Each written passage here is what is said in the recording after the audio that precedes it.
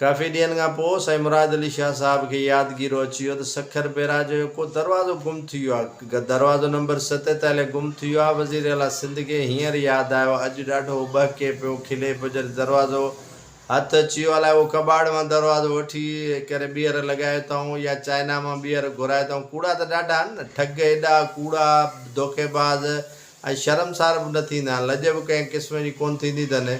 दरवाज़ो मूंखे लॻे थो त हिननि ॿाहिरां घुरायो आहे। इहो दरवाज़ो जेको 47 आहे उहो हिननि खां लधो ई न आहे। हीउ दरवाज़ो अञा ताईं हिननि खां लधो न आहे, पर हिननि दरवाज़ो ॿिए हंधा घुरायो आहे। 50 टन जो वज़नी दरवाज़ो हिननि खां किथां लभंदो हिन में दरिया मां।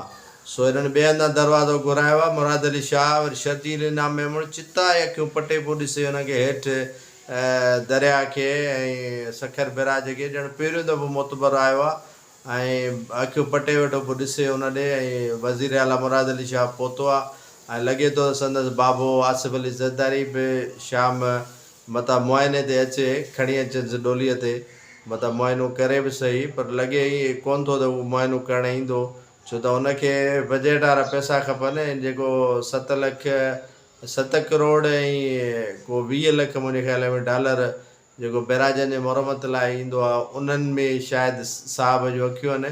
मुआइनो करे छा कंदो, ऐं कमेटी जेका हुननि ठाही आहे उहा बि कंहिं कम जी कोन्हे का। बहरहाल मुराद अली शाह जो आयो ऐं मुआइनो कयईं, ॾिठईं दरिया सही सलामत आहे, पर अञा ताईं पाणी कोन। लेफ्ट ऐं माना चवंदा आहिनि सॼे ऐं खाॿे पासे जे जेके बैंकुनि जा बिराज मां निकिरंदड़ वाह आहिनि, कैनाल आहिनि, उन्हनि खे अञा ताईं खोलियो नथऊं। जेकॾहिं तव्हां वाक़ई कमु करे छॾियो आहे, तव्हांखां लभी वियो आहे दरवाज़ो, तव्हां ॿियनि माण्हुनि खे उञारो छो था मारियो, प्यासो करे छो था मारियो।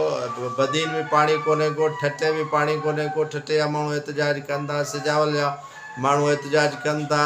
सॼी सिंध पाणीअ जे लाइ परेशान आहे, सॼी सिंध में सरापा एतिजाज आहे। गर्मियूं केॾियूं आहिनि ऐं उहा सूरत हाल ॿोॾि वारी सूरत हाल मथां जुदा आहे, बारिशुनि जी सूरत हाल मथां जुदा आहे।